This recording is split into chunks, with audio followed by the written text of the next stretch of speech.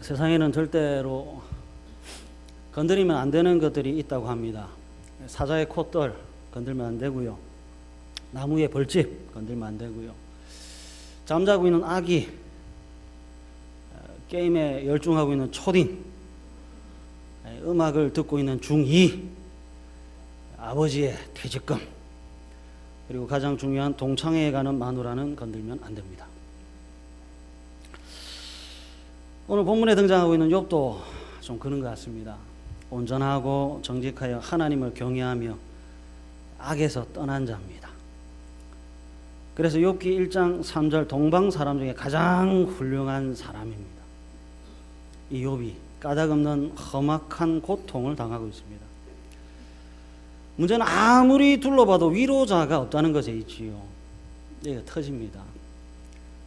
속이 터지는데 누구도 상처를 싸매주지 못하고, 여기가 답답한데 누구도 욥의 마음을 시원하게 해주지 못합니다.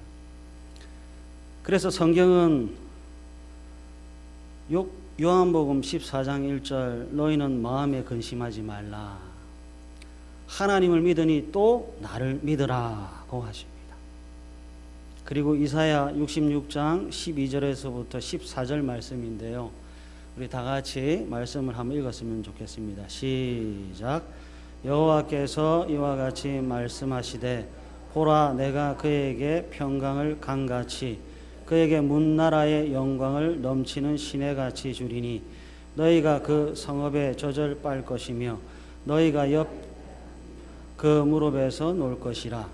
어머니가 자식을 위로함같이 내가 너희를 위로할 것인즉 너희가 예루살렘에서 위로를 받으리니 너희가 이를 보고 마음이 기뻐서 너희 뼈가 연한 풀의 무성함 같으리라. 아멘. 13절만 다시 한번 읽었으면 좋겠습니다. 13절 어머니가 시작. 어머니가 자식을 위로함같이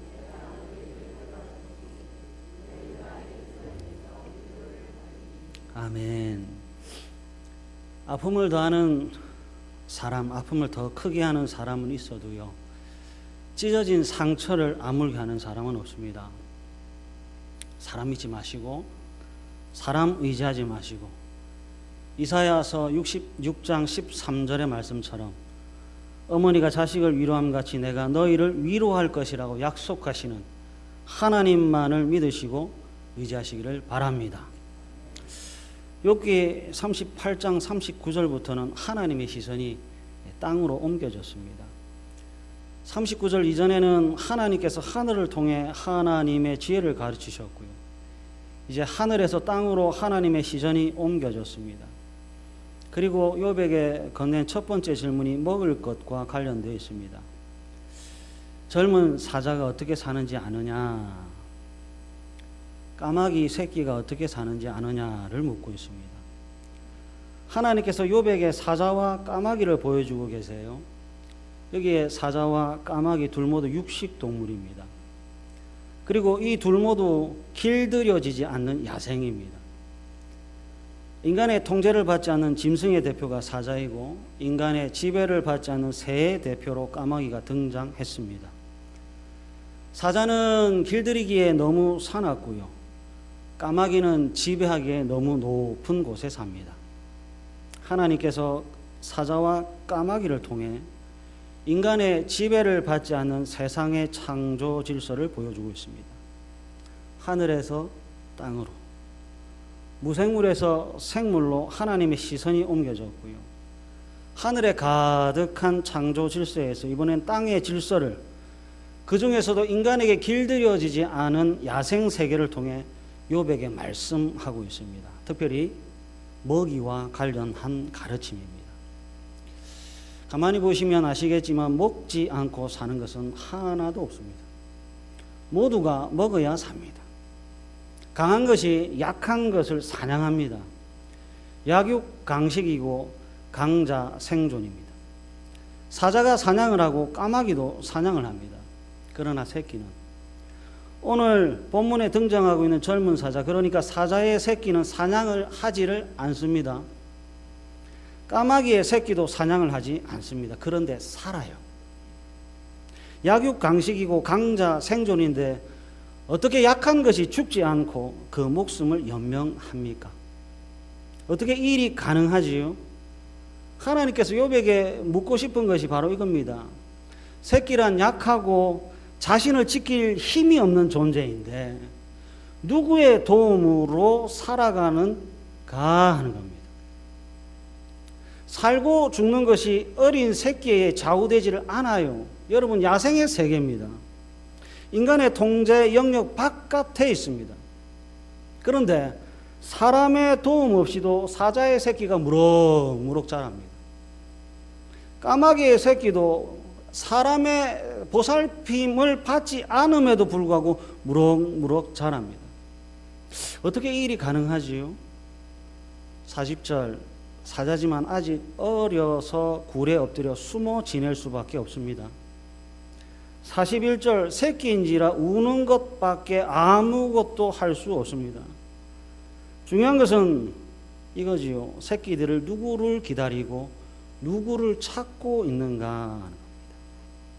성경을 통해서 41절 한번 보시겠습니까? 41절, 까마귀 새끼가 하나님을 향하여 부르짖으며 라고 기록되어 있습니다. 까마귀가 웁니다. 도움을 구하며 부르짖는데 까마귀가 우는 것은 까마귀를 찾기 위해서가 아닙니다. 사자도 웁니다. 사자가 우는 것은 사자가 필요해서 우는 것이 아닙니다. 지금 욥을 향해 설교하고 있고 욥을 향해 강설을 하고 있는 분은 하나님입니다. 다른 사람을 통해서 대언하시는 것이 아니라 하나님께서 직접 욥에게 말씀하고 있습니다. 그러니까 오역을 하거나 잘못 전달하는 것이 아닙니다. 까마귀 새끼가 하나님을 향하여 부르짖음합니다. 그러니까 까마귀에게 필요한 것은 까마귀가 아니라 하나님입니다. 사자에게 필요한 것은 더 큰 사자가 아니라 역시 하나님입니다. 하나님께서 세상에 존재하는 모든 약한 자의 소리를 듣고 계십니다. 하나님께서 하나님을 필요로 하는 자들의 모든 소리를 듣고 계십니다. 그래서 살아갑니다. 모든 것이 하나님의 통제와 모든 것이 하나님의 섭리 안에 있습니다. 그래서 잘 들으세요. 약해도 살 수 있고 없어도 살아갈 수 있습니다. 하나님께서 창조 세계를 통해 욥에게 가르치고 있는 가장 핵심적인 진리는 하나님의 주권입니다. 하늘에 있는 것들도 하나님의 것입니다. 물과 얼음과 눈과 별과 흑암과 광명 모두 무생물이었지만 그러나 그 안에 하나님의 지혜가 있었습니다. 하나님의 질서가 있었고 하나님의 섭리가 있었습니다. 그래서 욥이 깨달은 것은 이 땅에 존재하는 모든 것은 그냥 우연히는 없다는 것이었습니다. 이 땅에 존재하는 모든 것은 그냥 우연히 된 것은 하나도 없습니다. 진화가 아니라 창조지요. 그래서 하나님께서 먹이십니다. 그냥 우연히 생긴 것이 아니기에 하나님께서 입히십니다.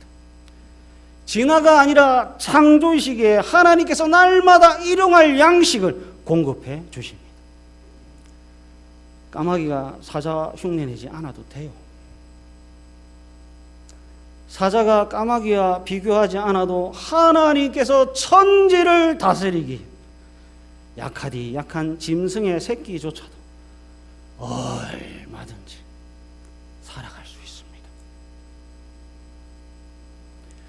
창세기 31장으로 한번 가보겠습니다. 4절에서부터 9절 말씀인데요. 창세기 31장 4절부터 9절 말씀 우리 다 같이 한 음성으로 읽도록 하겠습니다. 시작. 야곱이 사람을 보내어 라헬과 레아를 자기의 양떼가 있는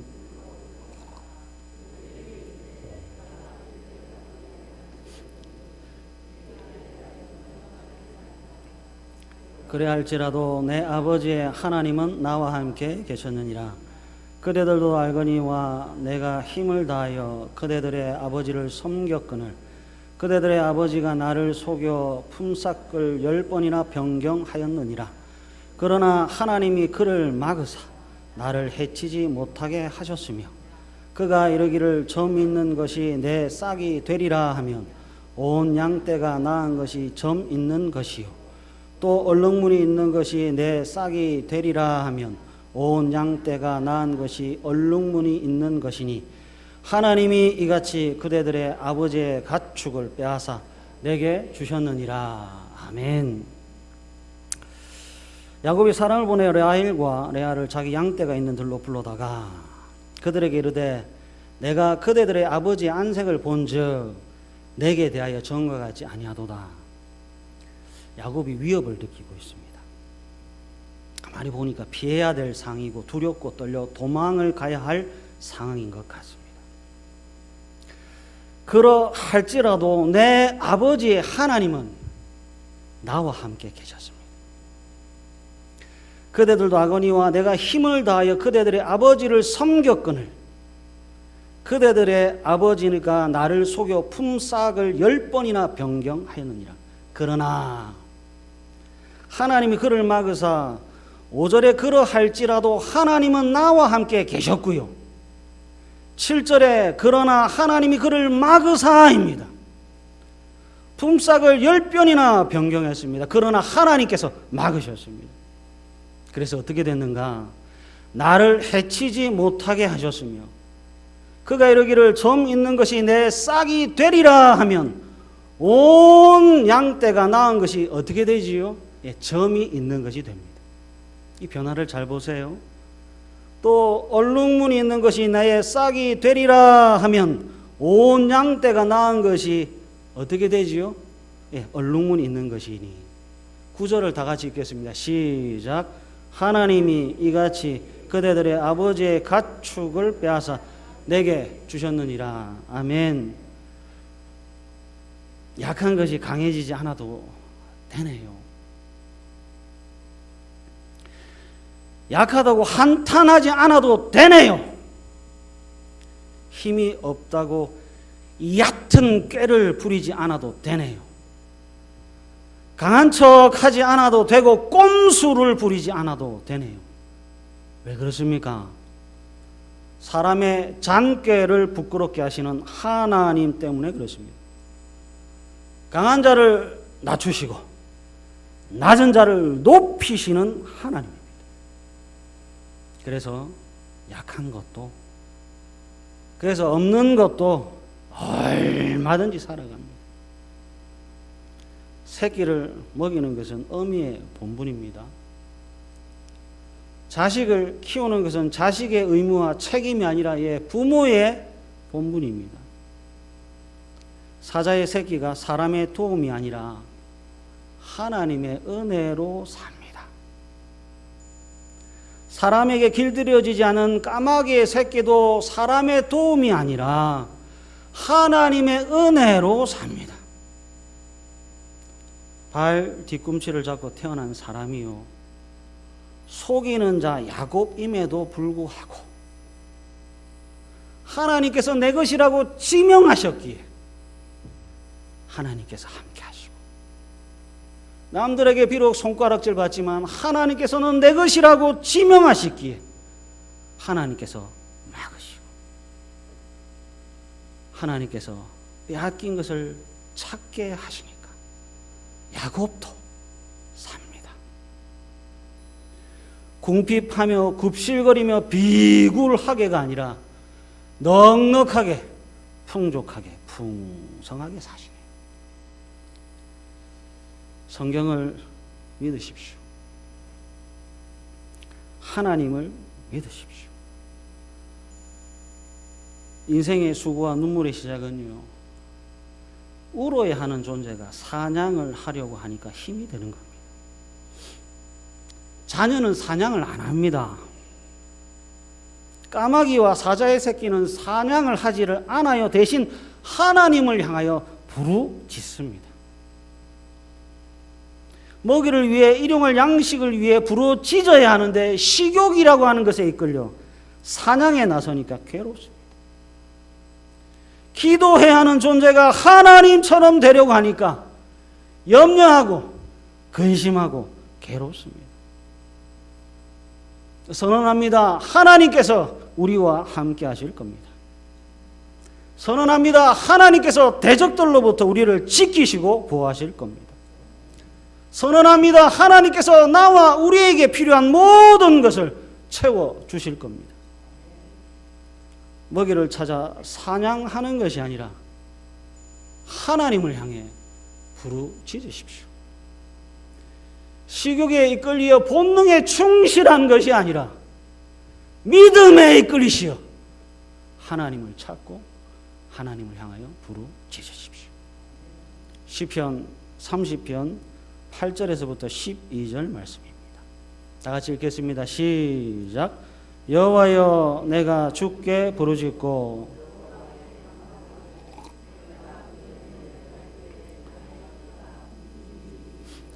진토가 어떻게 주를 찬송하며 주의 진리를 선포하리이까? 여호와여, 들으시고 내게 은혜를 베푸소서. 여호와여, 나를 돕는 자가 되소서 하였나이다. 주께서 나의 슬픔이 변하여 내게 춤이 되게 하시며 나의 베옷을 벗기고 기쁨으로 띠띠우셨나이다. 이는 잠잠하지 아니하고 내 영광으로 주를 찬송하게 하심이니 여호와 나의 하나님이여, 내가 주께 영원히 감사하리이다. 아멘. 여호와여, 내가 주께 부르짖고 여호와께 간구하기를. 내가 무덤에 내려갈 때 나의 피가 무슨 유익이 있으리요? 진토가 어떻게 주를 찬송하며 주의 진리를 선포하리이까? 여호와여, 들으시고 내게 은혜를 베푸소서. 여호와여, 나를 돕는 자가 되소서 하였나이다. 11절 다시 한번 읽어볼까요? 시작. 주께서 나의 슬픔이 변하여 내게 춤이 되게 하시며 나의 베옷을 벗기고 기쁨으로 띠띠우셨나이다. 아멘. 목숨을 위하여 무엇을 먹을까? 목숨을 위하여 무엇을 마실까? 이 몸을 위하여 무엇을 입을까 염려하지 말라고 하셨습니다. 10절, 하나님께서 우리의 돕는 자가 되셔서. 11절, 주께서 나의 슬픔이 변하여 내게 춤이 되게 하시며 나의 베옷을 벗기고 기쁨으로 띠띠우실 겁니다. 기억하십시오. 우리는 염려하는 존재가 아니라 주를 찬송할 존재입니다. 우리는 염려하고 걱정하고 한탄하는 존재가 아니라 기쁨으로 띠띠우실 하나님을 찬송할 존재입니다. 기억하십시오. 강한 척 안 해도 됩니다. 악해질 필요도 없고 잔꾀 부릴 필요가 없습니다. 성도가 세상과 버탈 필요가 없고요. 성도가 세상이 되지 않아도 됩니다. 하나님의 자녀가 된 것이 우리의 권세입니다. 우리만 하나님을 아버지라고 부릅니다. 하나님의 자녀가 된 것이 우리의 유일한 자랑이요, 우리의 권세입니다. 하나님께서 욥을 통해 보여주시는 것은 까닭없는 고통과 험악한 세월을 보내고 있음에도 불구하고 욥아, 너는 나의 자녀다라는 겁니다. 그래서 하나님께서 우리네 인생들에게 외치는 것은 사람은 먹고 살기 위해서만 존재하지 않는다. 욥이 안 죽습니다. 땅을 치고 한탄할 일을 겪지만 죽지 않습니다. 하늘의 주인이, 땅의 주인이 욥을 먹이고 욥을 입히시고 욥과 함께 하시고 욥 앞에 서서 모든 대적들을 막으실 겁니다. 하나님이 2019년 이 땅을 살아가는 모든 성도들에게 외치고 싶으신 것은 사람은 먹고 살기 위해서만 존재하지 않는다 하는 겁니다. 식욕에 이끌리지 마십시오. 본능에 이끌리지 마십시오. 여러분들은 존귀한 하나님의 자녀입니다. 오늘 보면 욥기 39장 1절에서부터 4절을 한번 찬히 한번 보십시오. 하나님께서 욥에게 또 묻지요. 욥아, 산염소가 새끼를 낳는 때를 알고 있느냐? 하나님께서 계속해서 묻습니다. 암사슴이 새끼를 낳는 것을 본 적이 있느냐? 욥아 이것들이 몇 달 만에 만석이 되는지 언제 출산을 하는지를 하나님께서 욥에게 묻고 있습니다. 여기에 산염소나 암사슴은 사람이 접근하기 어려운 절벽이나 돌이 많은 황무지나 높고 위험한 지역에 삽니다. 그래서 둘 모두 보기가 어렵고요. 특히 분만 시기를 아는 것은 더더욱 어렵습니다. 그러나 욥이 안다고 대답할 수도 있겠지요. 중요한 것은 이겁니다. 안다고 해서 이미 정해져 있는 것을 바꿀 수 없다는 것에 있습니다. 염소나 사슴의 임신 기간이 대략 5개월에서 6개월 정도 된다고 해요. 그래서 사람이 할 수 있는 것이 뭐지요? 안다고 해서 5개월이 아닌 2개월 만에 출산할 수 있나요? 안다고 해서 6개월에 출산해야 하는데 12개월로 늦출 수 있나요? 아니요. 때가 돼야 출산할 수 있습니다. 3절을 다시 한번 또 보십시오. 그것들은 몸을 구부리고 새끼를 낳으니. 앞에서 보니까 출산의 시간이 정해져 있었습니다. 이제 3절을 보니까 출산하는 방법도 이미 정해져 있습니다. 몸을 이렇게 구부립니다. 좀 더 편안하게 출산을 하면 안 됩니까? 예, 안 됩니다. 왜 그렇지요? 창조주 하나님, 모든 만물의 주인 되신 하나님께서 구부리고 출산할 것을 정하셨기 때문입니다. 그리고 이어서 보십시오. 그 괴로움이 지나가고. 산염소와 암사슴의 임신 기간은 하나님과 합의해서 정해진 것이 아니라 하나님께서 정하셨습니다.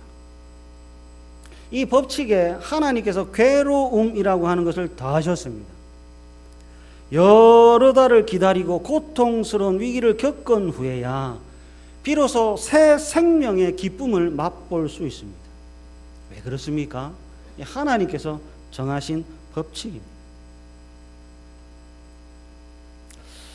어느 아빠가 푸념 섞인 목소리로 인생이 왜 이렇게 힘드냐고 했더니 요만한 유치원 다니는 딸아이가 그래요. 아빠, 인생은 원래 힘든 거야. 맞습니다. 인생이 힘든 건 맞아요. 일하는 것도 힘들고 노는 것도 힘들고요. 하루 종일 잠만 자는 것도 힘듭니다. 싫은 것 해도 힘들고 좋아하는 것만 해도 힘든 것은 마찬가지입니다. 이유를 알아도 힘들고 까닭을 몰라도 힘듭니다. 중요한 것은 쉽다, 어렵다, 힘들다, 힘들지 않다가 아니라 정당성이 있습니다. 하나님이 인정하시는가? 쉬움을 하나님께서 인정하시는가? 힘듦을 하나님께서 인정하시는가? 해산을 위해서 정해진 시간을 다 채워야 합니다. 하루라도 소홀히 할 수 없습니다. 새 생명을 보기 위해서는 반드시 고통을 겪어야 합니다. 기쁨을 위해서는 환난을 통과해야 되고, 새 생명을 위해서는 정해진 시간을 모두 이수해야 합니다. 계단은 2개씩, 3개씩 올라갈 수 있지만 시간은 그럴 수 없습니다. 1초를 지나야 1분이 되고 1분을 보내야 1시간이 됩니다. 시간에 건너뛰는 법은 없습니다. 시간을 건너뛰면 쭉정이가 됩니다. 시간만 보내고 해야 할 것을 하지 않으면 자라야 할 것이 자라지 않아 쭉정이가 되고 맙니다. 새 생명은 그냥 만들어지는 것이 아니에요. 강해지는 것은 그냥 되는 것이 아니에요. 하나님께서 정하신 시간을 다 채워야 합니다. 정직입니다. 그리고 하나님께서 정하신 모든 일들을 다 견뎌내야 합니다. 진실입니다. 남이 대신해 주지 않습니다. 그리고 도망가서도 안 됩니다. 참 의인이신 예수님을 보십시오. 그가 자기 백성을 그들의 죄에서 구원하시기 위해서 예수님은 까닭 없는 고난인 십자가를 짊어지셨습니다. 한 알의 밀이 땅에 떨어져 죽지 아니하면 한 알 그대로 읽고 죽으면 많은 열매를 맺기에 수많은 생명의 탄생을 위해 예수님은 십자가를 건너뛰지 않고 십자가의 모든 시간을 이 몸에 다 새기셨습니다. 내 아버지여, 만일 할만하시거든 이 잔을 내게서 지나가게 하옵소서. 그러나 나의 원대로 마옵시고 아버지의 원대로 하옵소서라고 부르짖으면서 주어진 모든 산고의 고통을 감내하셨습니다. 생명이기에 고통이 있고요, 열매이기에 과정이 있습니다. 열매라고 하는 것만큼 정직한 것은 없습니다. 시간을 어떻게 보내느냐를 알 수 있는 척도가 열매입니다. 거짓으로는, 거짓말로는 잉태할 수 없고요, 위선으로는 열매를 맺을 수 없습니다. 열매와 생명은 오직 정직과 진실함으로 시간을 보낼 때 맺히는 겁니다. 그래서 인생에 대충은 없습니다. 쭉정이는 대충 해도 됩니다. 쭉정이는 거짓이요 위선입니다. 그러나 우리는 다르지요.